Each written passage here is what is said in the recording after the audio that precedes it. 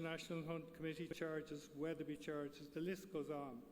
We must reduce the cost to owners, trainers and jockeys, and that's why the streamlining of activities between the Turf Club and Horse Racing Ireland is so important. In this regard, I will be seeking an overall 10% reduction in the charges which Horse Racing Ireland levies on clients through its office in next year's budget. My third priority for my term as chairman is to improvement of facilities at Irish racetracks, and in particularly the redevelopment of the Curragh racecourse. The Curragh is at the heart of Irish racing and needs to be rebuilt and operated to the highest standards as the home of the classics. It must be a fitting venue for top-class flat racing in Ireland and to attract racing fans from both home and abroad. Racecourses have been enthusiastic about improving their facilities in recent years, and I am anxious to establish a further racecourse capital improvement scheme to continue this development around the country.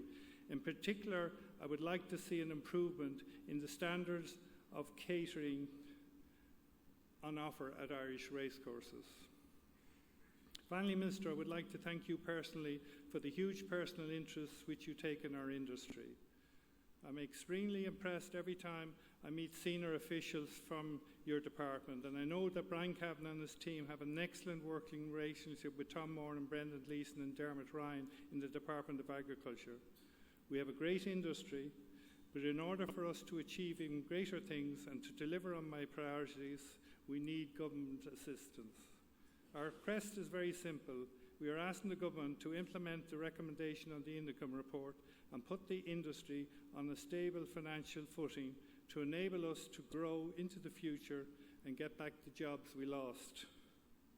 I know that much work has been going on in your department, developing legislation to implement Indicum, and we look forward with hope that this can be enacted early next year. Thank you very much.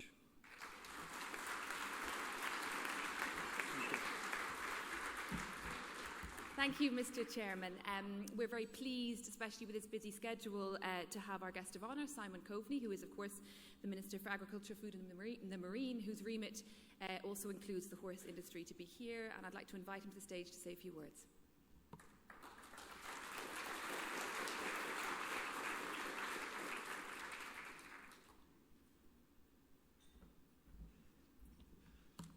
Thank you, Ella. We seem to both becoming regulars here each year at this stage, which is a good thing, certainly for me. Chairman, special guests and friends of racing here today, these awards are a celebration of another year of success on the racetrack, another year of success in terms of breeding, and indeed, I think another year of successful both protection and building of the reputation of the thoroughbred industry in Ireland and horse racing here. And so I want to thank everybody for their continued pursuit of excellence, their continued setting of standards for this sector. It's been a difficult number of years, as many of us will know. It's been difficult to maintain funding, but it's also been difficult for our sector to compete versus other parts of the world that are spending many multiples of what we are spending on the sector, as Joe has just pointed out. But I think we have managed to do that. And I'd like to say just a number of things today that I think are worth saying and are positive. First of all, I see my role in our industry as putting a policy platform in place that can allow you to do what you do so well. And also my role to make sure that we can secure sufficient public funding to ensure that we can maintain the competitiveness of the Irish racing sector in the context of a global industry, which is what you're part of. And I think we've done that again this year within reason. And in fact, over the last 2 years, there really have been little, very, very minor cuts to the Horse and Greyhound Fund. And we have fought to make sure that that is the case, because this is an investment of public money in an industry that is absolutely fantastic at what it does and gives a return to the state many, many multiples of the figure that the state invests in your sector. And we will continue to do that, and in the not too distant future, I hope we will see increases in the Horse and Greyhound Fund, as opposed to simply trying to maintain the status quo. And as our economy makes that possible again, I can assure you as a minister I won't be found wanting when the opportunity arises to move in a positive direction in terms of increasing funding when that's possible. But I want to say that just like so many other sectors that are linked to my department in the agri-food area, there are new opportunities that our industry needs to avail of, particularly outside of the European Union and outside of Ireland. And we have tried to do that this year, and I think with good effect. Last year there was a very successful trade mission to China, and horse racing was a strong feature of that. And I think we saw some of the results of that this year when China held their first international race meeting, where there were 15 horses there, and 7 of those won the races that they were competing in, which was by far the best performance of any international horses that were there. And there were horses from other countries like the UK, Australia, France, and further afield. And again, I think in this huge country where they are starting the process of building an international racing industry, I am confident that Ireland and Irish-bred horses and trainers and jockeys and owners will be very much part of that growth, which will happen, I think, year on year in a measurable way in the years ahead. And I think that the start of that this year needs to be welcomed. And in the last 6 weeks, we have been to 2 countries, or 2 regions, I should say, that I think offer great promise for your sector. The first was to the Gulf states, where we were in Qatar, Abu Dhabi, Dubai, and Saudi. And in each of those 3 countries, UAE, Qatar, and Saudi, there was genuine interest at a very, very senior level in government and indeed within the business community. In most of those countries, those 2 are linked, in developing a stronger relationship with the industry here in Ireland. And I think we've seen the proof of that in terms of purchases of breeding yards in Ireland, particularly from Qatar. And we've also seen it in the purchase of bloodstock since that visit 6 weeks ago, where again from Qatar we've seen more than €250,000 spent directly buying Irish bloodstock, and most of that bloodstock is actually remaining in Ireland to be trained here, which is exactly what we want. And last week we were in Japan, and of course what many of you may have been reading about or listening to was about opening the beef trade to Japan, but we also had some really interesting meetings on racing while we were there that the Taoiseach and I were involved in. Again, I think the opportunities of an enormous racing sector in Japan, which has a turnover of about $27 billion in value terms. Just to give you an understanding of just how large the racing industry is in Japan, which has largely been, but not entirely, an enclosed industry within Japan. But that is changing now. And I think the successes that Irish trainers have had this year in Japan, in particular Willie Mullins, but also the successes that our jockeys are having there. In the World Jockey Series, it was an Irish jockey came first and second only a number of weeks ago. And so the brand of Ireland and our relationship with thoroughbreds and racing in Japan, in my view, is growing and getting stronger. The European Union is in the middle of negotiating a free trade agreement with Japan, or at least a bilateral trade agreement with Japan, which will hopefully conclude at some stage in the next 12 months. Part of that negotiation will be to remove trade barriers from bloodstock that are being sold from the European Union into Japan.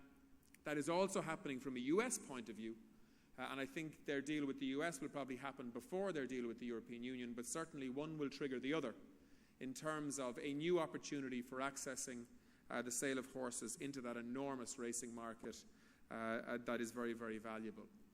So whether it's Gulf states, in particular UAE and Qatar, whether it's Japan, whether it's a developing industry in China and the developing relationships, commercial relationships that Irish interests are very much immersed in now, I would say, in terms of building that industry, I think that we have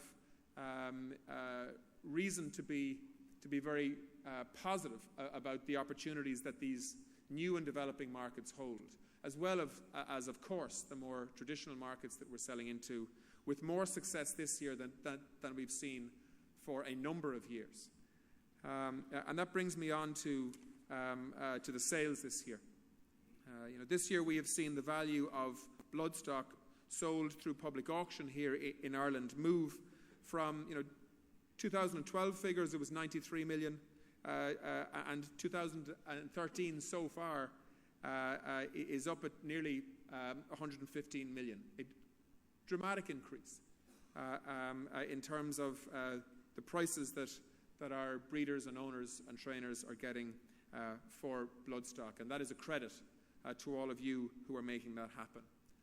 The one thing I would like to say, though, is that as we see the value of our product increase, and for understandable reason, given the results of Irish-bred horses all over the world again this year, I would like to see us trying to find a way to increase the amount of bloodstock that we sell here in Ireland, in the sales that we put on here in Ireland, as opposed to selling as many horses as we do across the water and indeed in other markets.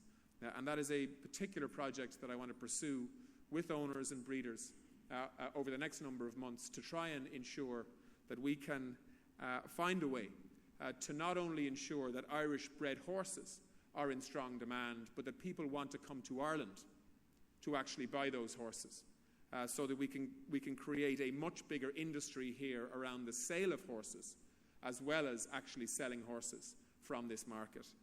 And I think that is something that collectively as an industry we need to think of, because of course you need to be sure that you can maximize the full return from the horses that you're breeding.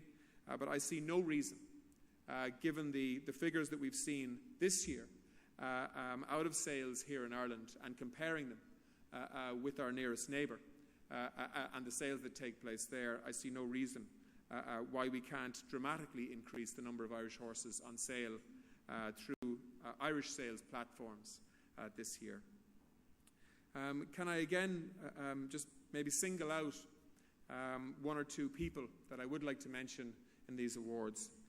One of them is A.P. McCoy. The achievements of his career to date are nothing short of extraordinary. You all know that, knowing the industry. But for people who aren't in the industry, I think achieving 4,000 winners this year and just pushing on past it as if he's heading for 5,000 really, I think, has opened up many people who are outside of the racing industry to just the extraordinary achievements that he has had in his racing career so far, but also the achievements of Irish jockeys generally in terms of their dominance in these islands and further afield. And I mentioned earlier the success even in a place like Japan of Irish jockeys. And not only their success, but I think this year we've been reminded of the risks that they take and sometimes the tragic consequences of those risks. And we were reminded by Brian earlier of that. And I would also like to pay tribute to J.T. McNamara and John Cho Bright. And I went to Limerick for that race meet that was raising money for injured jockeys. And I have to say, of all the things that I've done linked to the racing industry, that was actually the highlight in terms of walking into the jockeys' changing rooms where people were literally being given horses and given rides, where you had the top jockeys from Ireland and Britain all coming together for a huge event, and where you had an extraordinary response from the public also in terms of the turnout, in a midweek race meet that actually set new records in terms of attendances. And I think the industry, in my view, showed what a quality industry it is in terms of trying to look after people that it values on that day in Limerick, which I think was a very powerful statement and a real credit to many people in this room for making it happen. So from my point of view, my commitment is clear to this industry. We will, before the end of this year, I hope, finalise the process that Joe Keeling spoke about earlier, of finding a way to implement the Indicon report, or as close to it as possible.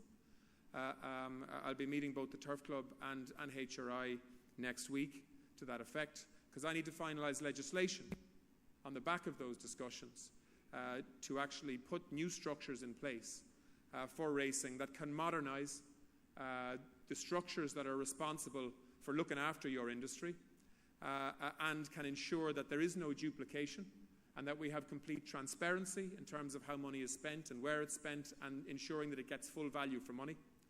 And I think I need that transparency if I'm going to maintain and hopefully increase funding into this sector in the not too distant future. But of course, it's also protecting what is good about the Irish industry in terms of its management, in terms of the independence of the Turf Club and their role, and of course the need for efficiency and transparency within HRI in terms of their decision-making process and the way in which they spend money. So look, I don't want to give you a lecture on the industry, but it is there are two very important pieces of legislation that we've been waiting for quite some time now, and that you've heard me promise on multiple occasions. We will have a new betting amendment bill which has already been published and will go through the process of finalisation early in the new year. And we will also have a new piece of legislation coming from my department around changing and improving and modernising structures within the management of horse racing in Ireland, so that we can progress other big projects that I know we're all committed to, like, for example, the redevelopment of the Curragh, which needs to happen to enhance even further Ireland's reputation as a destination for international racing at a very, very high standard. The one other final thing I'd say, just before congratulating everybody again, is that we're also, I think, this year protecting the reputation of the Irish industry in terms of how Ireland values horses. This year we have seen a significant step change in the attitude of government and my department on horse welfare issues. We have passed probably by far the most comprehensive animal welfare piece of legislation that this country has ever seen, but we are now also acting on that in a proactive and at times aggressive way, because that is needed. Through local authorities, working with my department and its vets, and with the Gardaí at times, we have seized over 3,500 horses this year so far from people who seem to be unable to look after them, and we have, where possible, rehomed those horses and at times had to put horses down because that was the right thing to do from a welfare point of view. And we are only returning horses back to people who can show that they are compliant with the regulations that are now law in Ireland, in terms of both microchipping and passporting horses, in terms of having an equine registered premises in which to keep horses. And in the racing industry, this isn't that big an issue, but it is an issue in terms of other sectors that relate to horses in Ireland. And I think we have a responsibility as a horse-mad country, whether it's racing or whether it's sports horses or any other type of horses, to protect the welfare of the animals that many of us give a career of work to. And I can assure you that proactivity in terms of a horse welfare drive will continue into the new year, to ensure that we try to anticipate problems and intervene at an early stage where possible. So can I finish by thanking the many organisations that are, I expect, all represented here, from Horse Racing Ireland to Irish Thoroughbred Marketing to the Turf Club to the Irish Thoroughbred Breeders Association, to the Irish Racehorse Trainers Association, the Irish Racehorse Owners Association, the Association of Irish Racecourse Owners, the Irish Jockeys Association, the Irish Equine Centre, horse welfare organisations, Irish equine education establishments. I was speaking a couple of months ago and I forgot somebody and I got an awful grief about it. So I don't normally read speeches, but I wanted to make sure I didn't forget anybody here in this room. Can I just say, look, we have a lot to celebrate as an industry. I've said this many times and I say it whenever I get the opportunity. If you look across at all the sports that Ireland competes in, never mind the industries that we have, and this is an industry in itself, but I mean, horse racing is a sport and is an industry that Ireland continues to lead the world in. We must protect that. We must constantly question ourselves to ensure that we are doing what we need to do to continue setting standards. And I need to be pushed by you as an industry who understands this industry better than I ever will, to ensure that the government is responding to your needs within reason, to ensure that you can continue to be as effective and as profitable and as successful as you have been for Ireland and for the horse racing industry here for the last 12 months, as indeed over the last 3 years. So thank you all for that commitment, and I look forward to presenting some of the awards and celebrating with some of the winners later on this afternoon. Thank you very much.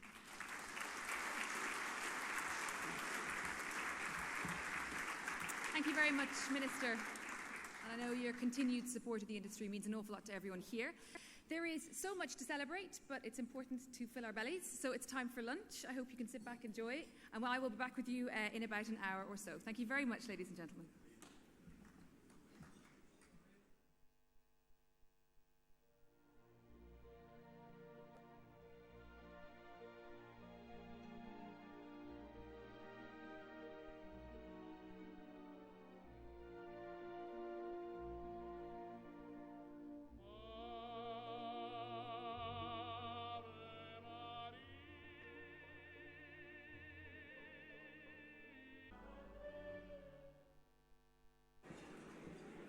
Ladies and gentlemen, thank you very much.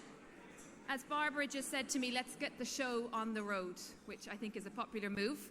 While you're having your teas and coffees, we'll get on with the main thing of the day, which is to celebrate all the award winners. So we're here obviously to celebrate another outstanding year of Irish racing and to acknowledge the achievements of the many stars in this wonderful sport. Irish racing really is a force of international renown. This year we have new award trophies. They're just over here, designed by Offaly's Siobhan Bulfin, who's here in the audience. Siobhan, can you wave? There she is. And it's lovely to have you here, Siobhan. These beautiful trophies. The sculpture is called Celebration. It's a contemporary design piece, which of course stays true to the form of the thoroughbred horse, but also represents the spirit of the horse racing industry, and most crucially, the spirit of what we are doing here today, which is obviously to celebrate all of you. You may have also noticed some beautiful racing pictures displayed at the entrance and inside. They are some of our racing photographers' favourite shots of the year, and we would like to thank very much to give thanks to Healy Racing, Patrick McCann, Peter Mooney, Caroline Norris and Jennifer O'Sullivan for expressing our racing stories in such a beautiful and majestic way. And for the first time this year, there is a HRI app for these awards, which you can watch live. They're being streamed live, so hello to everyone who's watching online. Barbara would like all of you to download the app if you can. You can find it in your app store, and it's called Horse Racing Ireland Awards. We're going to be streaming the results on Twitter and Facebook. We're using the hashtag, which will be up on the main screen in a minute, #HRI Awards. So if you are tweeting, please use that hashtag, and we'll try and get these awards trending in Ireland. So we are here, of course, to acknowledge and celebrate our racing star champions. So let's take a moment to recognise our 2013 Flats champions. Could I please ask the Minister to come on stage to give out the awards? I'd like to also invite our 2013 Flat champions to the stage. We have champion owner Mrs. Jackie Bulger, champion trainer Mr. Aidan O'Brien, champion jockey Mr. Joseph O'Brien, and champion apprentice Mr. Conor King.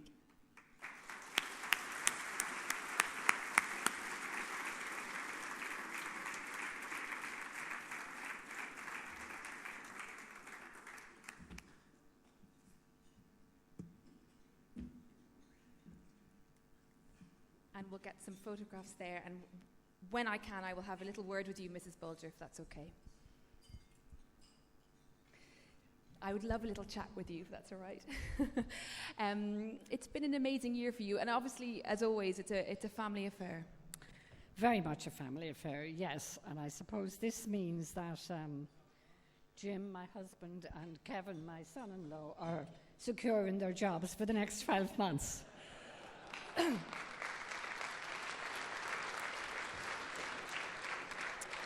You know, I read a piece, an interview with Jim, and he said about you, you've been around for all the risk-taking, and that's what you need to do to succeed. You need to take the risks. Yeah, it's been the good days and the bad days, and there's a wonderful expression, it's the bad days that make the good days good.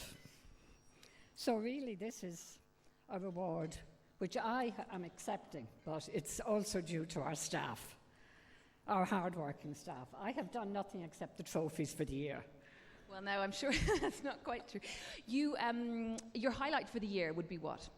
Oh, trading leather, definitely. Has to be the highlight of our racing career. Having owned it, bred it, and Jim trained it, and Kevin riding it. What more could you ask for? Yeah, wonderful, wonderful, wonderful horse. Many congratulations. We're all thrilled for you. Thank you very much.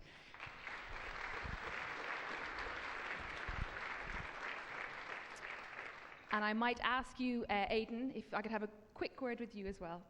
It's lovely to talk to you again. You have surpassed yourself yet again this year. I mean, to ask you for your highlight? I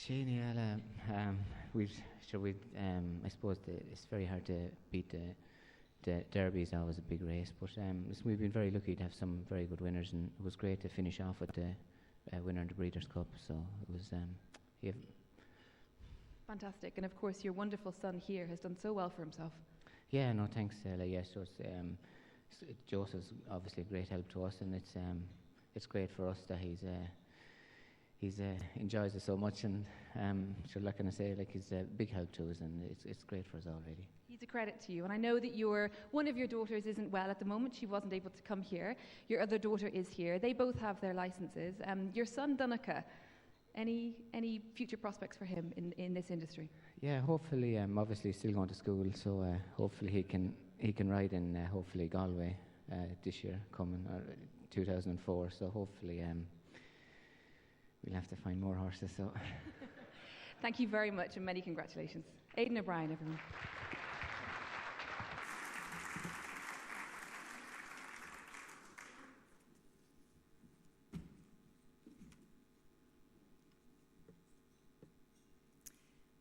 So while the photographs are taken, as I said earlier, it has been another vintage year for Irish racing on the home and the international stage.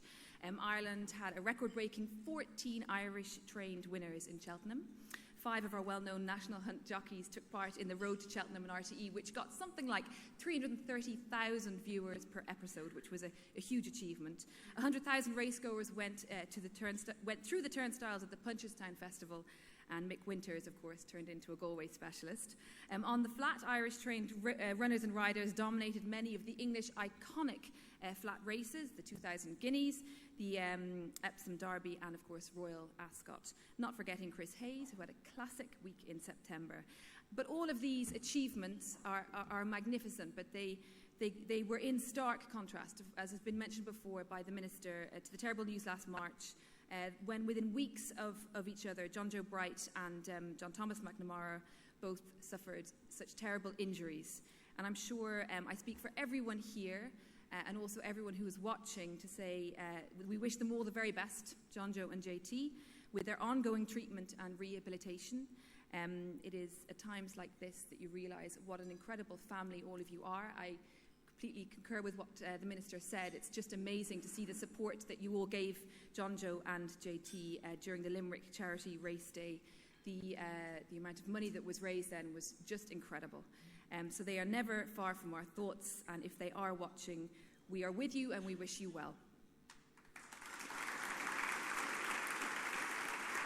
Imi and his colleagues James Singer, Simon Lamb and Vanessa Ryle from At the Races for that incredible footage. You've just seen the winners on the track, and it's now time to celebrate the winners here this afternoon. So let's get started. Our first award is for Racecourse of the Year, which is voted on by the members of the Racegoers Consultative Forum. Please give a warm welcome to Ben Dorney, a member of the Racegoers Consultative Forum, who's going to announce the winner.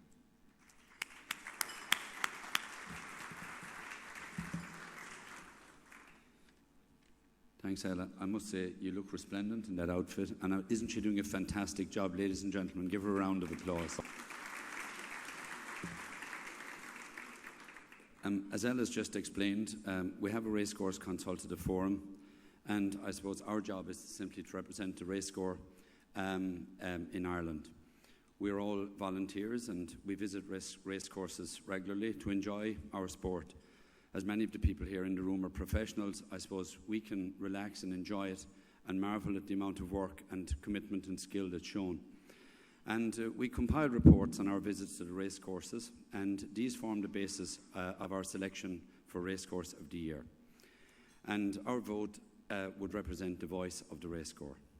Before I make this year's presentation of Racecourse of the Year, for the first time we are recognising the achievements of racecourses in 4 special categories, which the Racecourse Consultative Forum consider to be essential for the enjoyment of the ordinary racecourse at the races.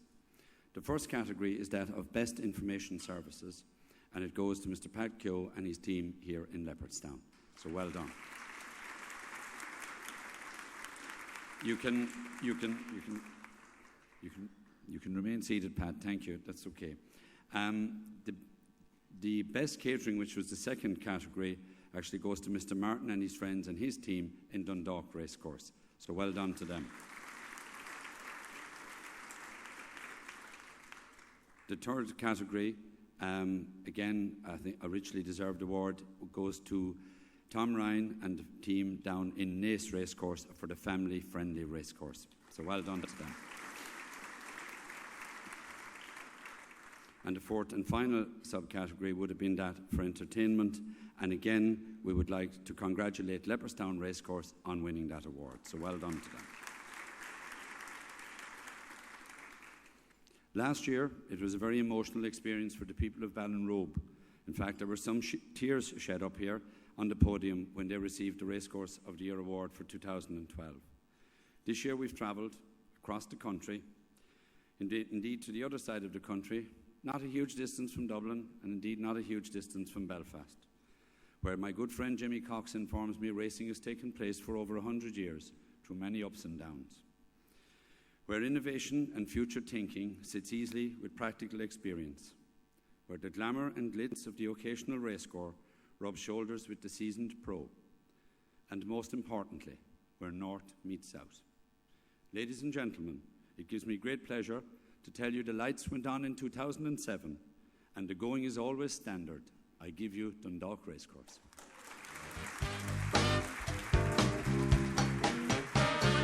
Please welcome Chairman Leo Macaulay and Manager Jim Martin to the stage.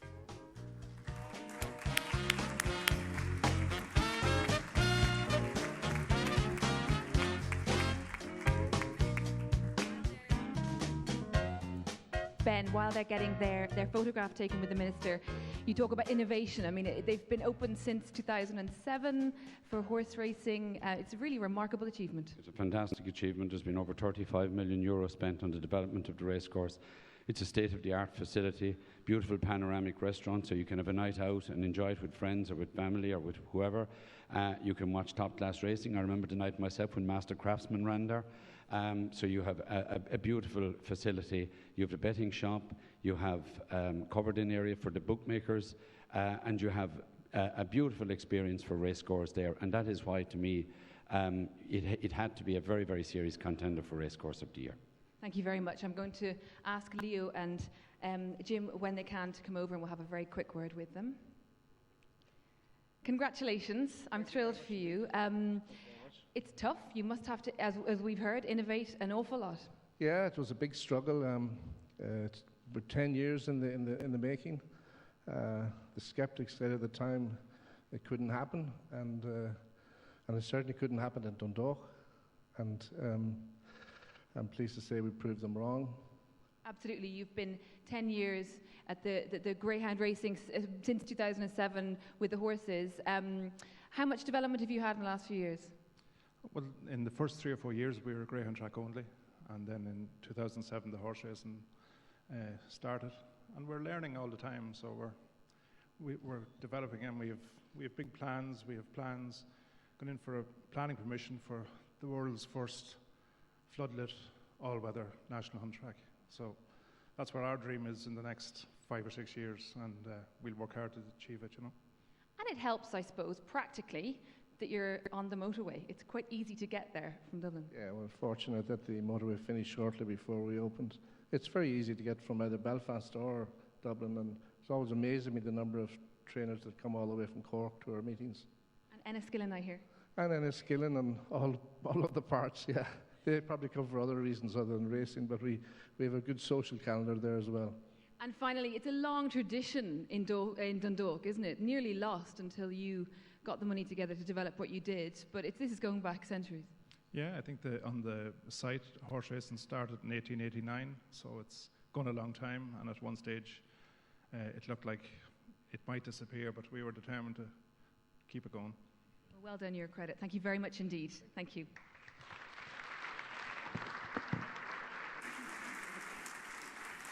Well done to Leo Macaulay, Jim Martin, and everyone in Dundalk for that. And now we go to award number 2, the National Hunt Award. Please welcome David Jennings from the Racing Post, who's going to introduce the nominees.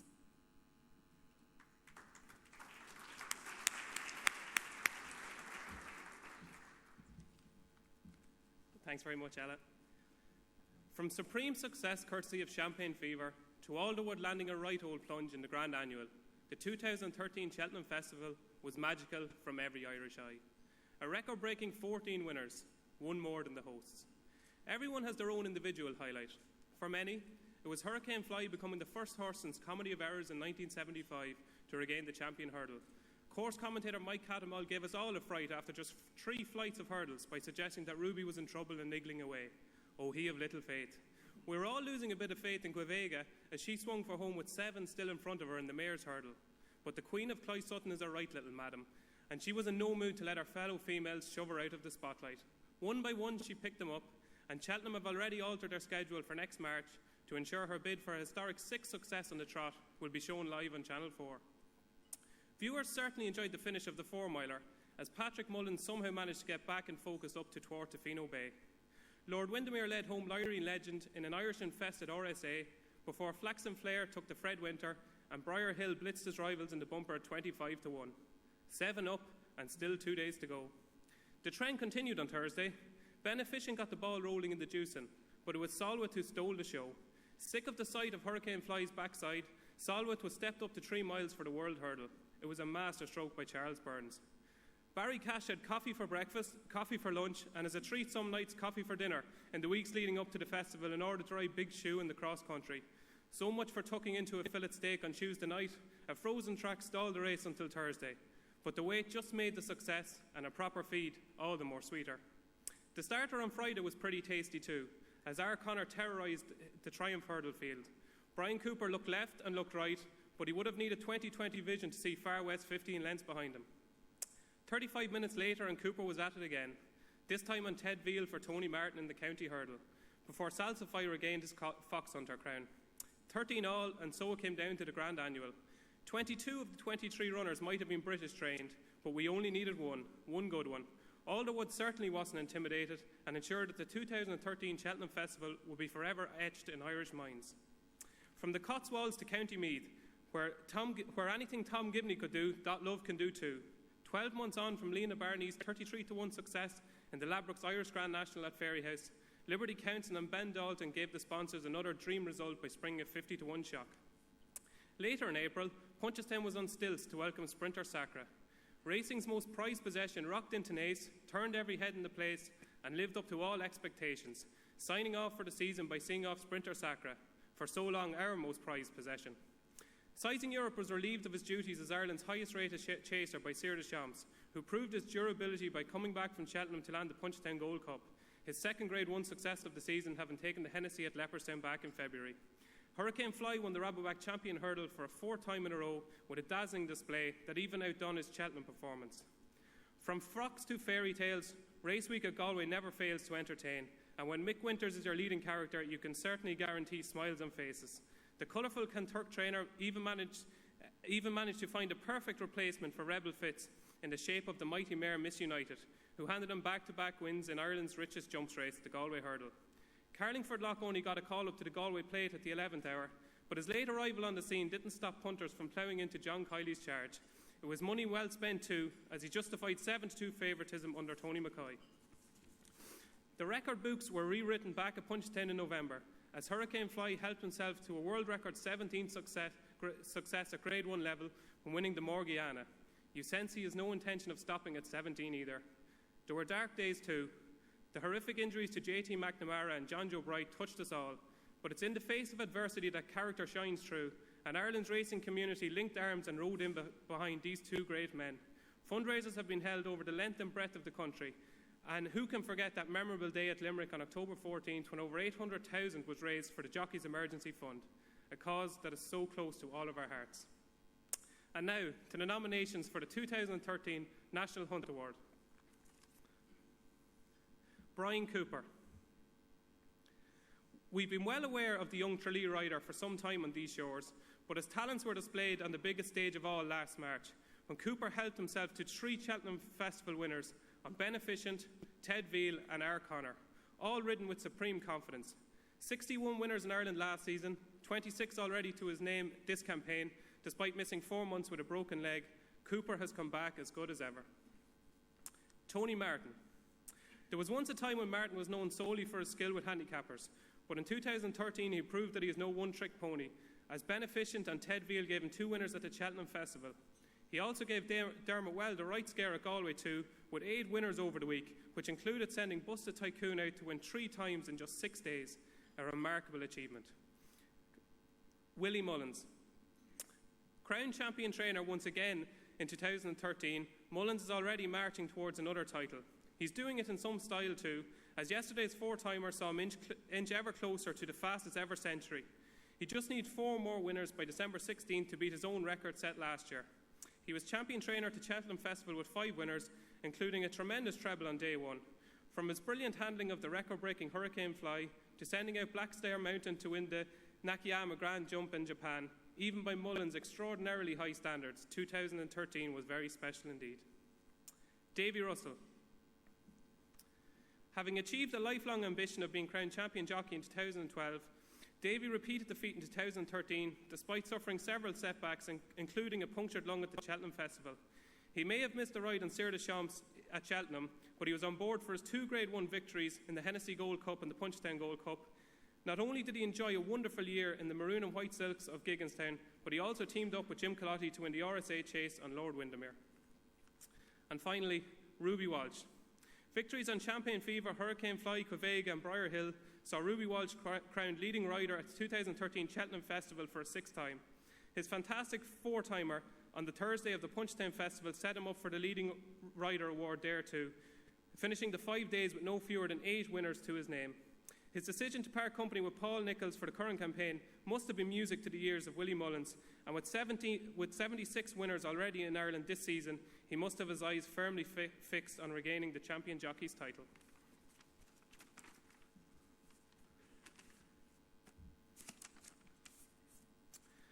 And the award for the 2013 National Hunt Award goes to Willie Mullins. Thanks, Ellen.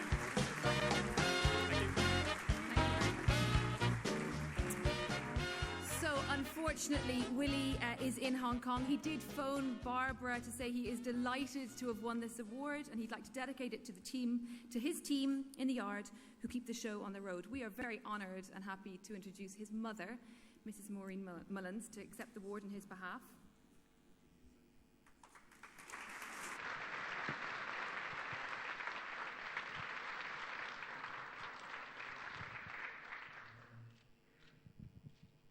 It's a heavy trophy, I guarantee you that.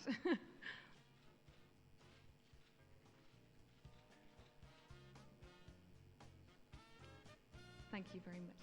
Mrs. Mullins, many congratulations. Thank you very much. Now that your son isn't here, you can tell us the secret of his success. Of his success?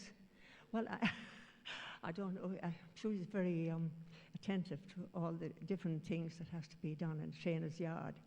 But I remember when he came home from college in Rosscray, they advised us to go to Dublin to a college and see what he was cut out to be. So he stayed there for 2 hours, and we came back afterwards, and how did he get on? Yeah, he got on well. So the man that interviewed him came out to us, and he said, well, what is he going to do? I said. Paddy was silent, and, well, he said, I just don't know. But his attention to detail, I've never had a student the same, and the questions that he asked him. And he said, maybe do architecture. Well, we didn't even know an architect, so that was the end of that. And then he started riding. Of course, he had a spell with Mr. Jim Bolger, and he, was at home riding point to points and bumpers, and he won the champion, I think, 3 or 4 times. And from there it went on, and he just amazing, an amazing season. Tell me this, was he a naughty child when he was little? I beg pardon? Was he naughty? No, he wasn't. He wasn't. He came in late good few times. And that was the only thing. And he usually wasn't too far away, but that was the only thing that... Well, you must be very proud of him, and of course your late husband would be exceptionally proud of him too. Yes, he was, but he kept very silent about it too. We are very privileged to have you here, and many congratulations, and do pass on our congratulations to him as well. Mrs. Maureen Mullins, everyone, thank you very much.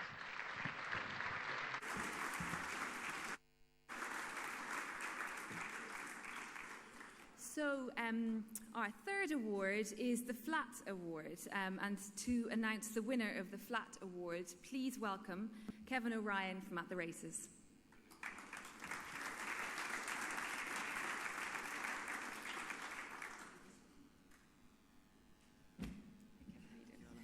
Thank you very much, Ella. Our flat trainers and jockeys, and of course our racehorses, are incredible ambassadors for our country, both at home and especially on the worldwide stage. Irish flat racing has had a massive influence on the international racing scene this year, and it is a real privilege to be here today to announce the nominees and overall winner. Jim Bolger. Jim has had another fantastic season. He won the English 2000 Guineas in the St James's Palace Stakes with Dawn Approach, while Trading Leather gave Jim and his family a very special day out at the Curragh in June on winning the Dubai duty-free Irish Derby. Kevin Manning. 30 years after riding his first career winner, Kevin continued to show why he is regarded as one of the best riders in the country, with a tally of 50 domestic winners. The highlight on home soil was winning the Dubai duty-free Irish Derby at the Curragh in June on Jim and Jackie Bulger's Trading Leather. Not forgetting his winning partnership with Dawn Approach in the English 2000 Guineas and the St James's Palace Stakes at Royal Ascot. Johnny Murtagh. Johnny had a remarkable year. He rode 30 winners in Ireland from only 125 rides, and also saddled 15 winners in his dual trainer-jockey role. Johnny was crowned leading rider at the Royal Ascot meeting. However, 2 of his standout moments must have been training and riding Belle de Crecy in the Group 2 Blandford Stakes at the Curragh, and Royal Diamond in the Long Distance Cup on Kipco Champions Day in Ascot in October. Aidan O'Brien.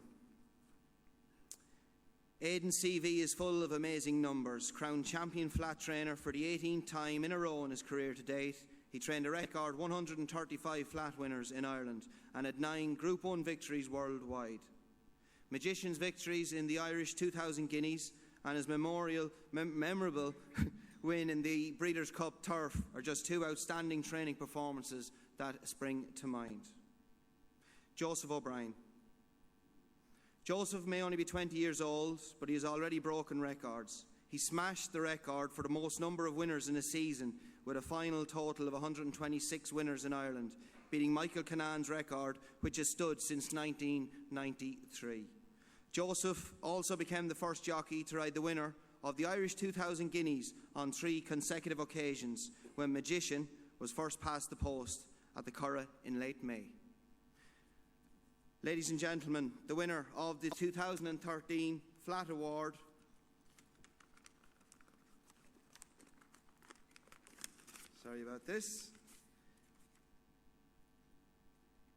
goes to Johnny Murtagh.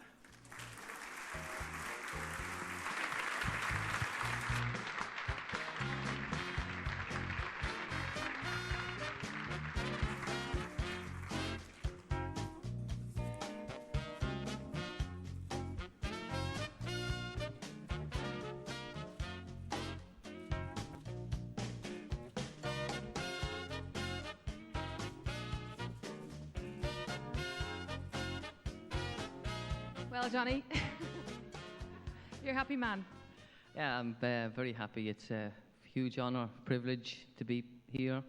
When you look at the other people that was in the category, I really wasn't expecting to win, so I don't have any speech written out, so I'm going to have to just wing it, like I always do. Would you prefer to win this as a trainer or as a jockey? I don't know. I think I wouldn't have won it if it was just a jockey, and I definitely wouldn't have won it if it was just a trainer, so I think being both kind of helped me win today. You said earlier, dreams seem to be happening to me lately. I mean, this year has been amazing for you. Yeah, it has.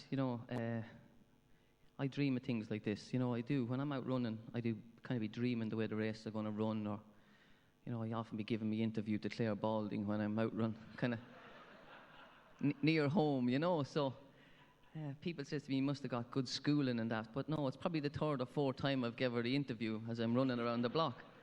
But, it doesn't always work out the way you see it, but, sometimes you can just see it happening before it actually happens, and as I said, I'm in a wonderful position.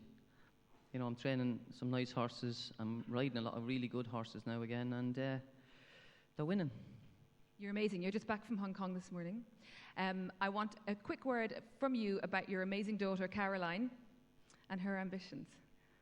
Yeah, she was doing a lot of eventing, and I kind of got her to ride out there. We were kind of stuck during the summer. We got a bit busy, and she's a bit cheaper than some of the staff, so started promoting her onto some of the horses, and she really, she took to it pretty quick, and she was coming out the first morning with her white jodhpurs on and her black things, and so after a few weeks, she kind of got new jodhpurs and different riding boots, and she really enjoys it now, and she rides well, and I bought a few horses at the sales there, and I said I'd give her a couple of rides over the winter in Dundalk, so she really got into the racing mode, and she was really looking forward to the night, and then I says, oh gee, I won't be there, I have to go to Hong Kong, and I think she was delighted, because I was telling her from Wednesday and Thursday, I said, now jump out well and sit second.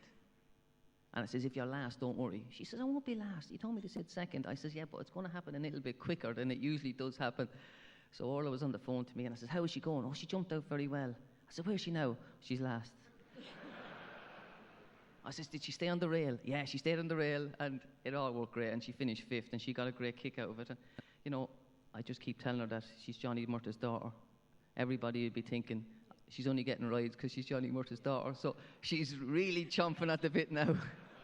And she's got your genes, so she's going to be a winner. Listen, congratulations. You are an inspiration. Thank you very much. Thanks, Ella. Thank you very much.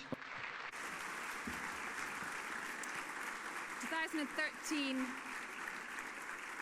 Flat Award winner, the amazing Johnny Murtagh. Now to our 4th award, which is the Point to Point Award. I'd like to welcome to the stage Richard Pugh.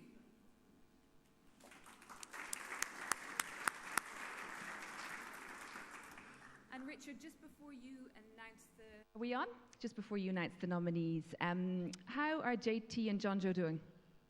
Both in their own right doing quite well when you consider the injuries that they suffered this year. John Thomas, I think as most people know, is in Southport now.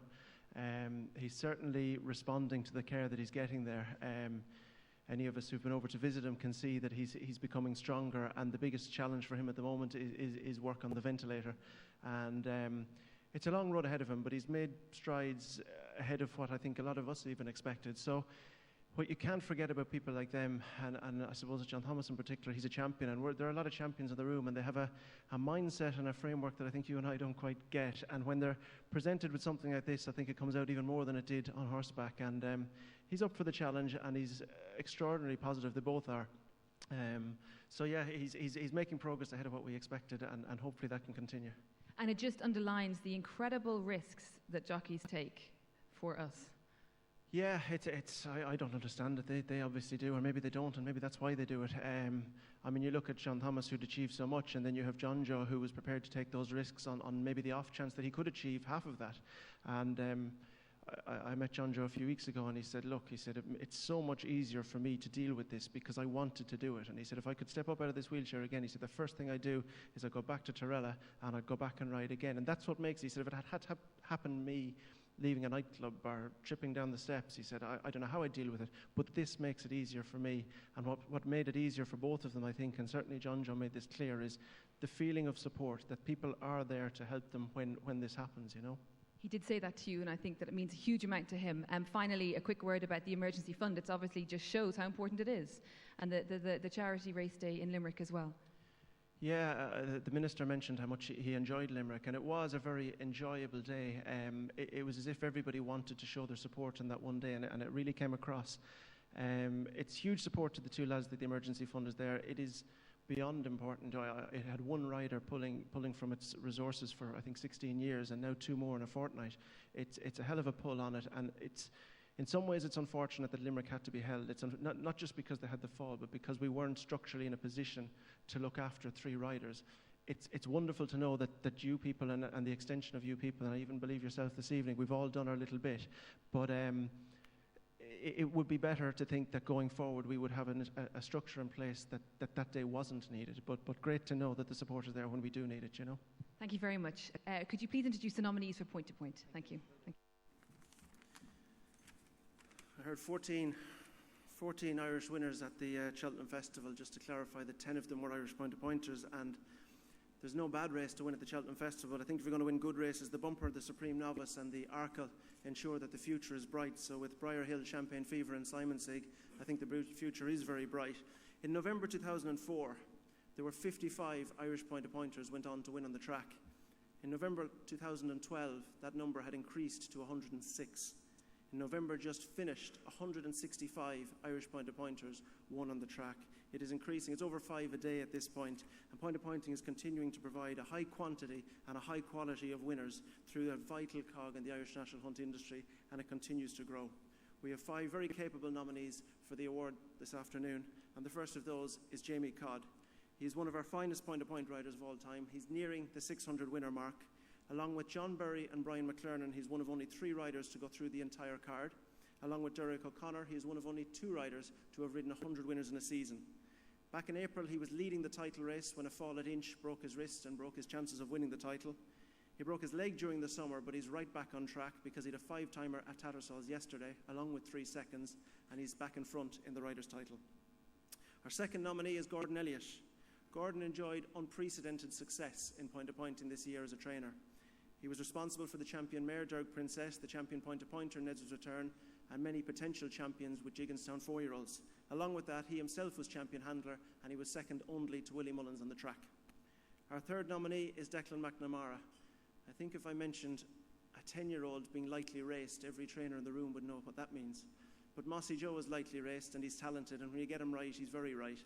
He won his last 4 runs by a combined distance of 68 lengths, beating Salsify, Tammy's Hill and Chapeau Turgeon when very impressive at Stratford and becoming champion hunter-chaser. Our fourth nominee is Derek O'Connor. He's a previous winner of this award and almost every other award in the sport. In spite of breaking his leg in each of the last 2 seasons, he won his 10th consecutive Irish Field Riders title. He has ridden more winners, won more awards and broken more records than anyone in the sport. And him nearing the 1,000 winners mark, when you consider that they can only ride for 60 days a year, is up there with other people riding 4,000 in my eyes. And the final nominee, Roger Sweeney. His son Coleman took this award last year, and Roger's expert handling of Salsify means that he has the full set of hunter chases. Here at Leopardstown, Fairyhouse, Stratford, Punchestown and Cheltenham, he's won them all, and he becomes the first horse ever to win the Cheltenham Fox Hunters for the 3rd time if he can do it this year. And the winner. And the winner of the 2013 Point to Point Award goes to 5 winners yesterday, 1 today, Jamie Codd.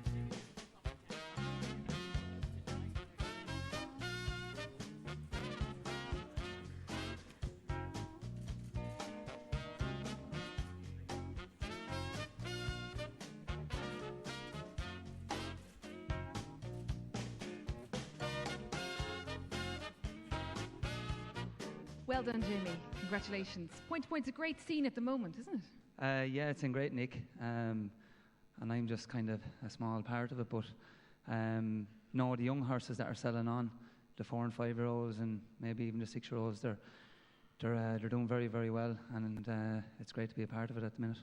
Very competitive. Yourself, how are you doing at the moment? Yeah, I'm sound, which helps. But yeah, definitely no. Doing well at the minute. I've I think 25 winners for the year so far. So very, very happy, and yeah, no, things are going great. You've had setbacks from injury. How difficult is it to come back from that? Physically, mentally, in every way? Mentally, physically, when you break a bone, touch wood, most of the time, you know, you will come back. But mentally, what you're missing, and it's definitely the worst part of it. But I think this year, with the injuries to John Joe and John Thomas, it gives you more of a positive outlook on things, that things are not as bad as what you think. And it definitely helped me this year through my injuries with the wrist and with my leg again.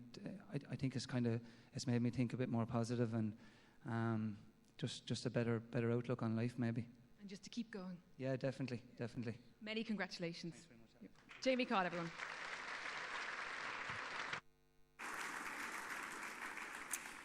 So now we come to a very special award. It's the Outstanding Achievement Award, and for the first time this category has been opened up to a public vote.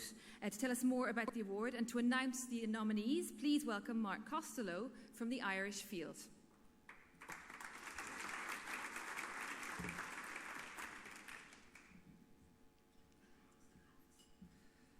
Thank you, Ella. The Outstanding Achievement Award is perhaps the most popular award and certainly the most open. It gives us an opportunity to recognise some great successes on the track, often by jockeys and trainers who don't get too many chances in the top races. Past winners of the award include Niall Slippers Madden, Katie Walsh, Nina Carberry, and we hardly need to remind Ella who won it last year, Peter Casey.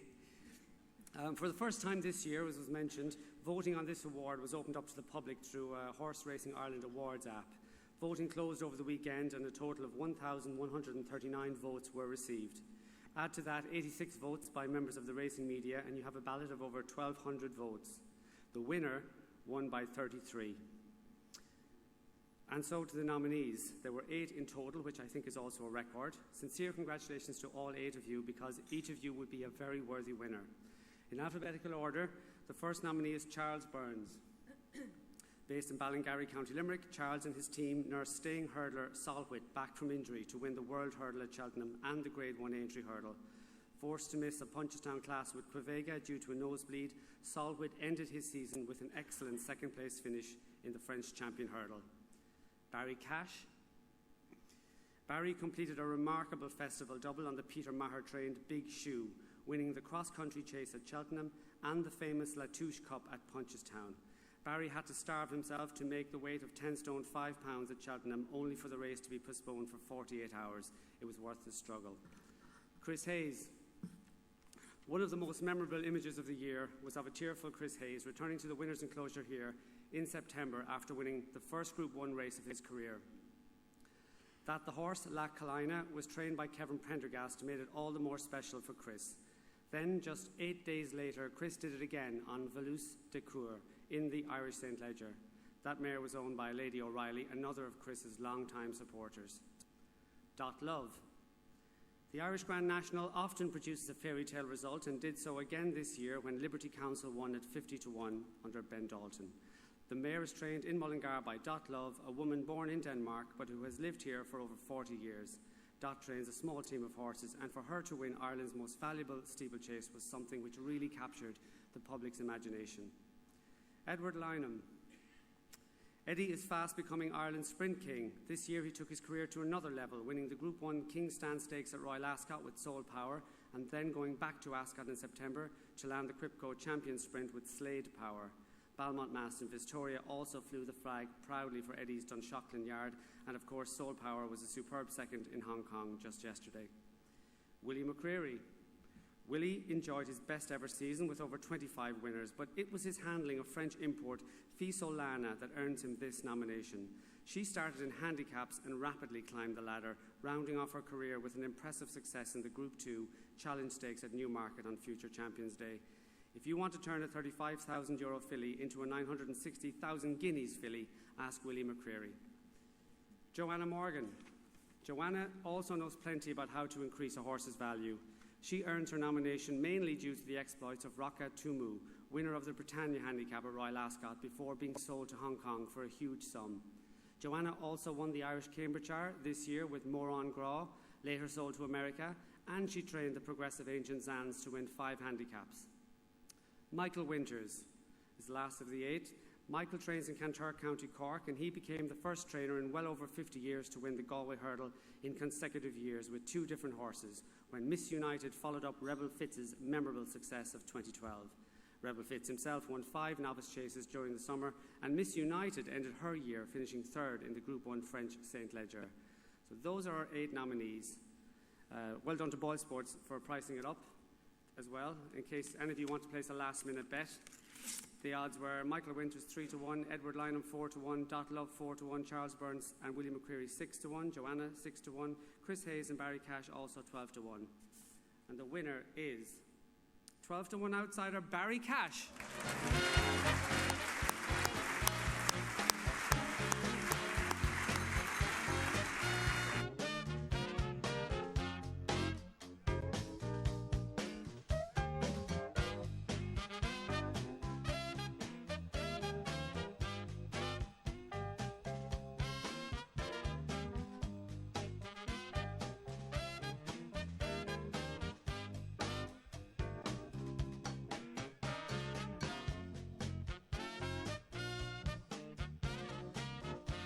Well done, Barry.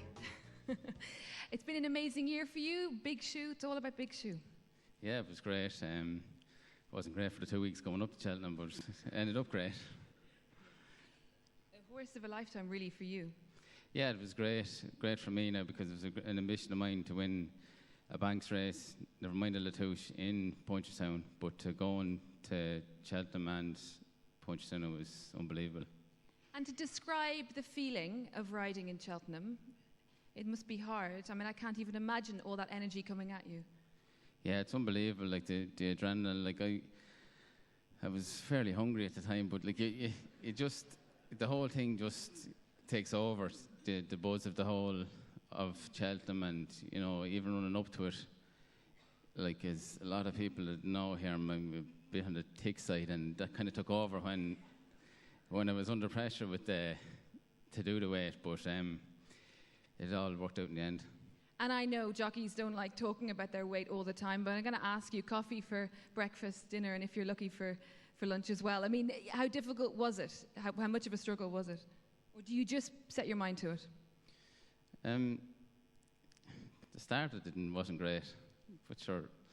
Like after Punchestown, when he was second in January and on ground he didn't like, and he wasn't 100% fit and that, and I thought he had a chance. So at this stage in my career, I wasn't going to have many more chances, and I just thought I'd give it a go. I didn't think I'd do it, and in fairness to Peter, he said I could do a couple of pound overweight, but the closer I got to it and the ground drying up, and he just spurred me on to a bit more. And you're back eating normally now? Yeah, no problems there now. Listen, finally, I mean, this award is particularly special because it's voted on by the public. I presume that means quite a lot to you. Yeah, it means a lot. Like, you know, you see all the people here, it's great now, but just for my wife and family and the whole lot, like, because over the years they've put up some shit with me. So. Well done. Thank you very much. Very cash, everyone.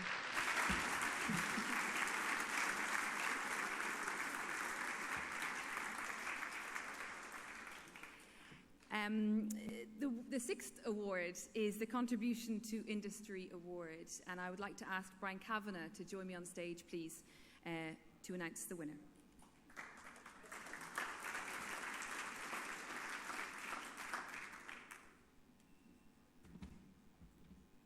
Thank you, Ella.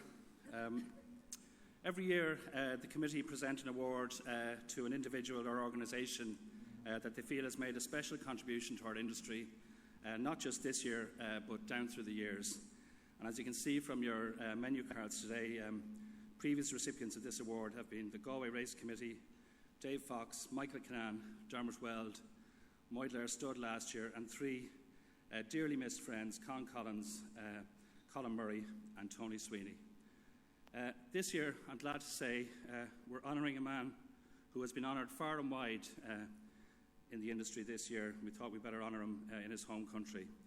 He's been honoured as a trainer, as a breeder, as a producer of staff. The winner is Jim Bulger, and this year Jim enjoyed a stunning year, starting off with Dawn Approach, winning the 2,000 guineas at Newmarket and adding the St James's Palace Stakes at Ascot. But as we heard Jackie describing earlier, Jim had the highlight of his training career at the Curragh in June when Trading Leather won the Irish Derby.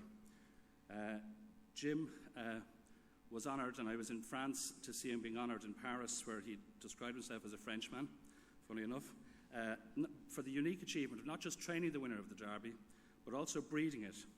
But not just satisfied with breeding the winner, he bred the sire, he bred the dam, and I understand he bred the sire and dam of the sire, if that makes sense. His wife owned the horse, and his son-in-law rode it. It's surely an achievement that won't be matched anywhere in the world. As I said, I heard Jim describe it as his most satisfying win yet.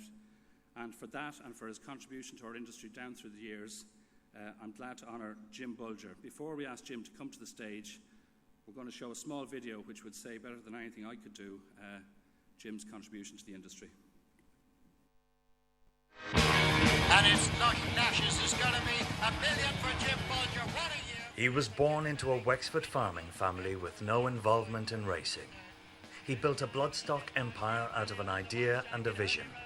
He won the top prizes in the world of thoroughbred racing. He did it all the Jim Bulger way.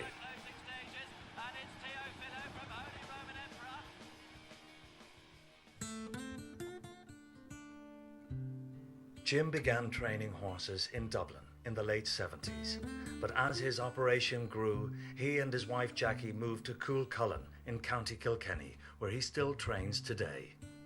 It worked well from the word go, because the first year we were here we had Give Thanks and Flame of Tara. Any 3-year-old group races in Ireland or England that they didn't win, I think the only one we didn't win was the Epsom Oaks. And we didn't run in that, but I think we won most of the others that year. His early good horses were fillies. He did very well with them. The thing about them too, that he raced them fairly frequently with success. You know, he didn't have to space the races out much. He seemed to be able to pull them out fairly quickly again for another run, and they still performed well. I think he was the first to appreciate, or one of the first anyway, the advantage of what we'll term hill training. And certainly for flat horses, he was one of the first to do it. There's no doubt at all about that. In 1992, Jim proved he was not just a filly trainer. His colt, Saint Jovite, demolished the Irish Derby field, smashing a course record that still stands today. Before long, Jim's breeding operation began to take form and has grown to a phenomenal scale. You know, most of us just train race horses, and it's such a time-consuming job we couldn't contemplate doing anything else or having a breeding enterprise as well. And of course Jim has developed a significant breeding enterprise. That's a huge undertaking and a huge risky undertaking, but no bother to Jim. You know, he takes those risks in his stride. Jim had followed Galileo's racing career. Impressed with what he saw, he was looking forward to his retirement to stud. John Magnier still credits Jim Bulger for discovering the horse and putting him on the stallion map. One of the horses Jim bred by Galileo was Teofilio, an exceptional 2-year-old. Unbeaten in his juvenile season, he was champion European 2-year-old, a horse with huge potential as a top sire. I think if you were to ask him honestly, the breeding is what he enjoys most. And when he trains a homebred winner, it definitely gives him the most satisfaction. There's no doubt about that. From his yard in County Kilkenny, Jim employs over 100 staff and has 129 horses in training. In his career to date, Jim has won 9 classics, 42 Group 1 races and has amassed over €32 million in prize money.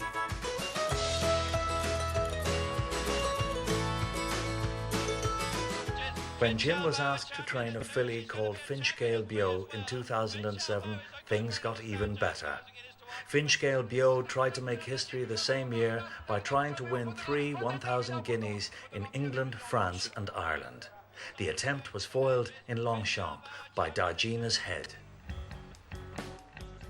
In 2007, Jim bought Galileo's offspring, the filly, Lush Lashes. And Lush Lashes and Kevin Manning over on the far side. In 2008, she won the Goffs Millions, the only horse to win €1 million race on her first outing.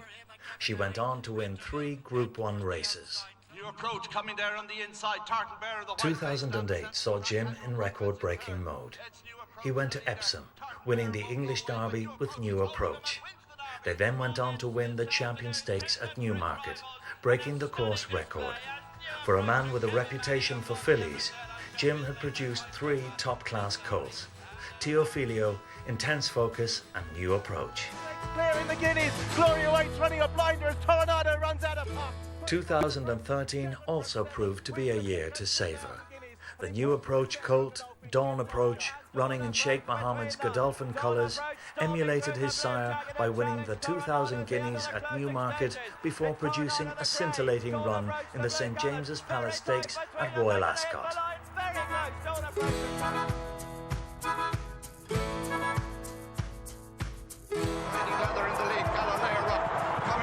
Jim's career continues to go from strength to strength. 2013 got even better when Teofilio's son, Trading Leather, secured Jim's 2nd Irish Derby at the Curragh Racecourse.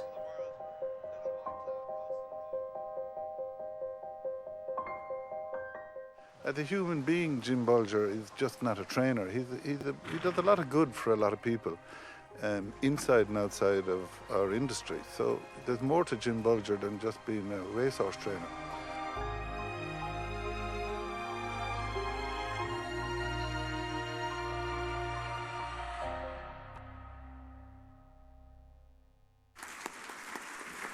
Ladies and gentlemen, please welcome Jim Bolger.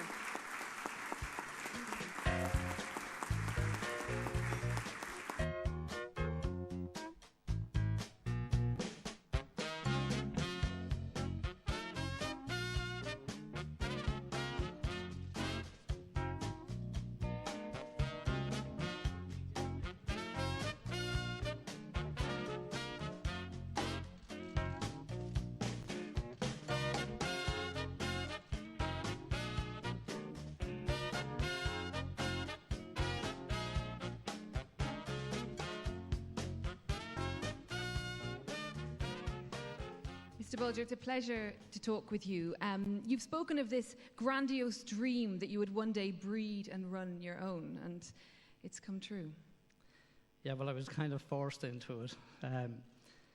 In the early days, we bought fillies for small money, and we'd go back to the sales then, having maybe won stakes races or been placed in stakes races with them, and we found it impossible to buy them. So it wasn't long before it dawned on me that this is something that maybe I should try myself, so that we'd get first crack at the ones we'd breed. So thankfully it has worked out very well, and in that regard my staff would have played a major part in any success that I've had down the years. Is it more satisfying than being a trainer and winning, or not?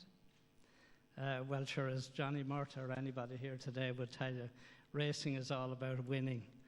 And, you know, to me on race day, it doesn't matter, irrespective of what Jackie said earlier, it doesn't matter who owns them or who bred them. It's about the one that gets you into the winner's enclosure.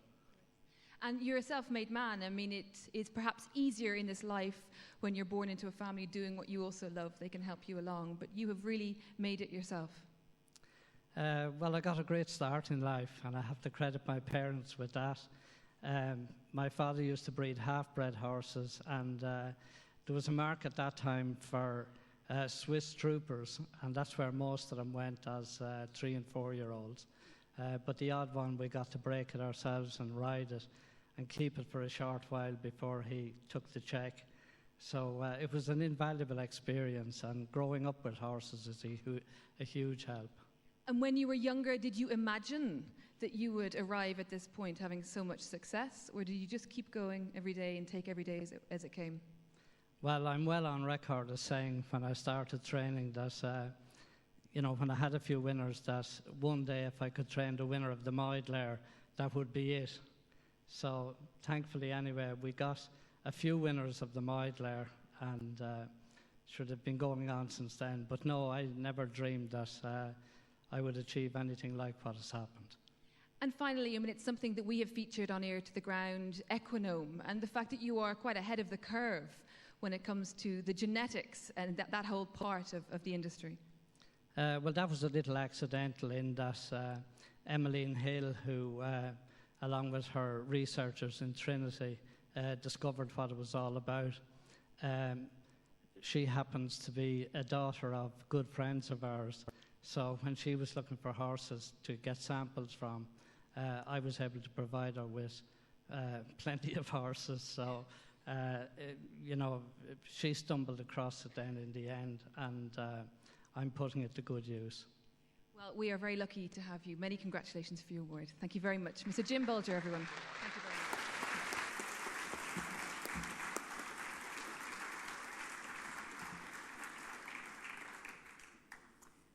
Wonderful. Now, we have our last award, and it's the most coveted award this afternoon. It is, of course, Horse of the Year Award. It is a very important award.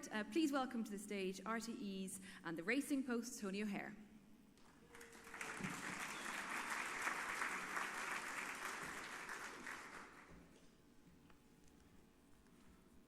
Call it the bumper or the lucky last, the final award of the night. My riding instructions are to jump out and go good pace, not necessarily 5 furlong pace, but I was told I wasn't riding in the Grand National either, so we'll get to the point. Good year, 4 Irish horses on the flat, and as David Jennings referred to early on with his detailed analysis of the National Hunt, seeing a good year for the jumpers as well. We'll get onto the list of nominees, evenly split between flat and National Hunt.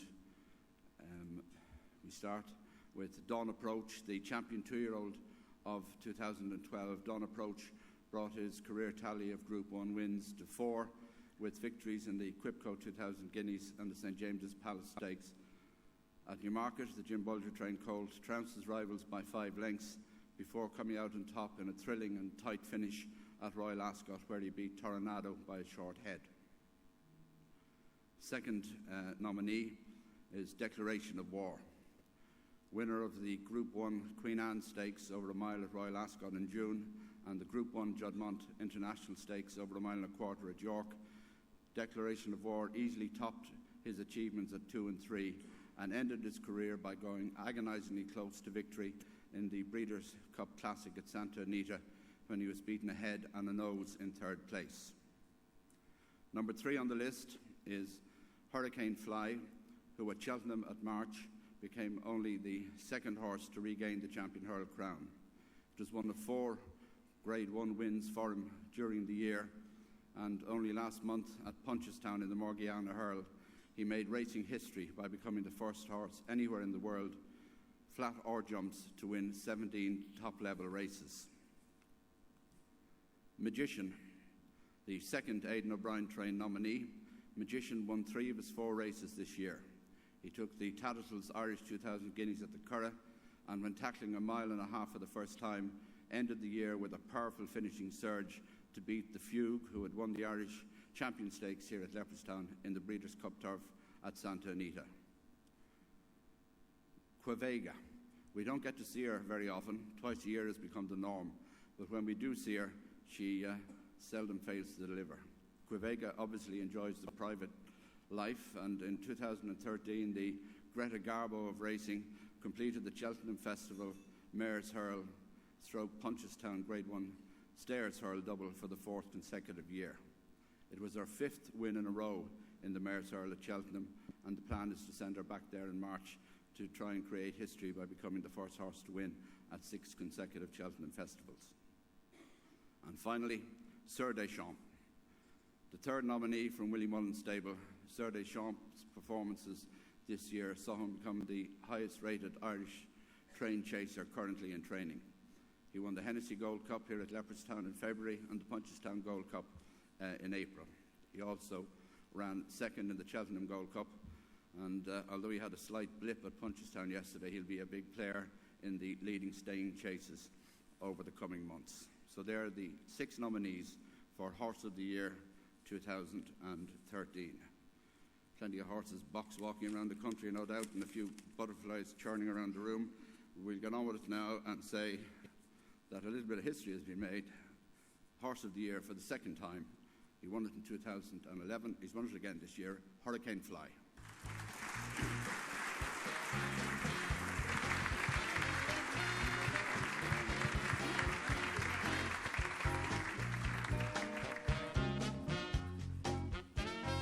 Thank you so much, Tony. Well, we are very privileged to have with us Mr. Frank Boyd and Mr.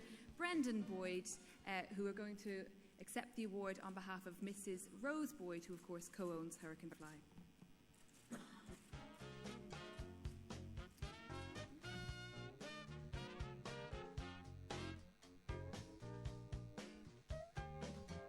Brendan, many congratulations. Tell us a little bit about how you came across Hurricane Fly, or your mum. I believe my father bought it in France, but to be honest, I don't know that much more about it. My mum should really be up here making the speech, but she couldn't be here today. She couldn't, and presumably she'd be very thrilled indeed to have won this award. Do you have a personal favourite in terms of his achievements? Probably the world record this year, after he won at Punchestown. Do you get to visit him? I haven't been down at Willie's Yard yet, but I do try to get to the racecourse to see him. Fantastic. Well, listen, it's a wonderful award, and please pass our congratulations on to your mother as well. Thank you very much. Thank you. That's Brendan Boyd.